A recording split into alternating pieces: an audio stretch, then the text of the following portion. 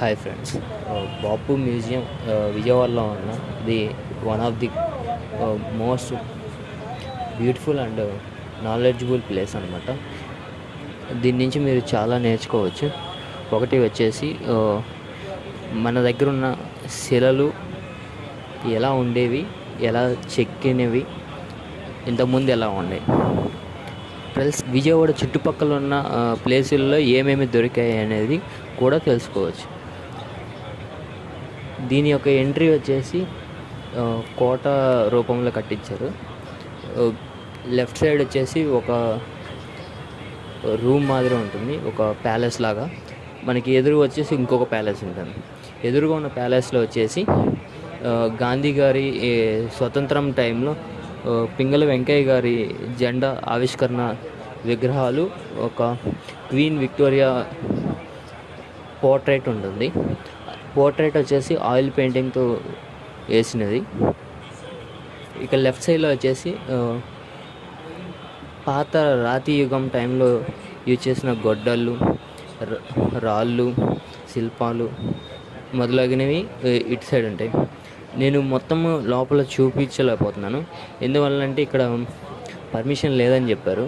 ఒకవేళ ఫొటోస్ కానీ మీరు ఎవరైనా తీసుకోవాలనుకుంటే మాత్రం డిఎస్ఎల్ఆర్ కెమెరా తీసుకుని వాళ్ళకి 200 రూపీస్ కానీ పే చేస్తే మీకు పర్మిషన్ ఇస్తారు లోపల ఏమేమి ఉన్నాయనేది.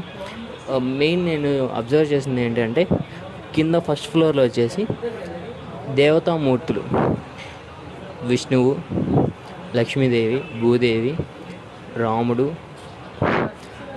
లక్ష్మణుడు, సీత, హనుమంతుడు, ఇలాగా ఒక్కొక్క ప్లేస్లో ఒక్కొక్క రాయి దొరుకుతుంది కదా. ఫస్ట్ వచ్చేసి సున్నప్రాయి అండ్ బసాల్ట్ రాయి, ఇసుక రాయి, ఇలాగ డిఫరెంట్ టైప్స్ ఆఫ్ రాళ్ళు ఉన్నాయి కదా. వాటితో డిఫరెంట్ అక్కడ నేటివిటీకి తగ్గట్టు వాటిని చెక్కించబడినాయి. శిల్పాలు మాత్రం భలే చెక్కారు. అది ఆల్మోస్ట్ అన్ని శిల్పాలు వచ్చేసి 10-18 శతాబ్దం నాటి శిల్పాలు ఇక్కడ చూడగలం. ఎవరైనా ఇంట్రెస్ట్ ఉన్నవాళ్ళు ఈ బాపు మ్యూజియం విజిట్ అవ్వచ్చు. మీరు కొత్త చరిత్ర తెలుసుకోవచ్చు అన్నమాట. మనకి ముందు ఏమేమి ఉన్నాయి, చిన్నపిల్లలు అయితే చూపించవచ్చు.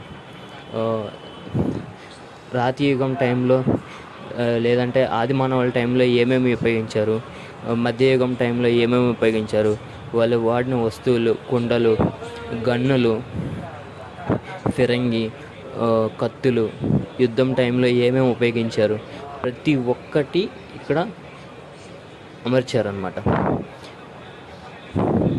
మీ పిల్లల్ని తీసుకెళ్ళండి, మీ ఇంట్లో పెద్దవాళ్ళని తీసుకెళ్ళండి.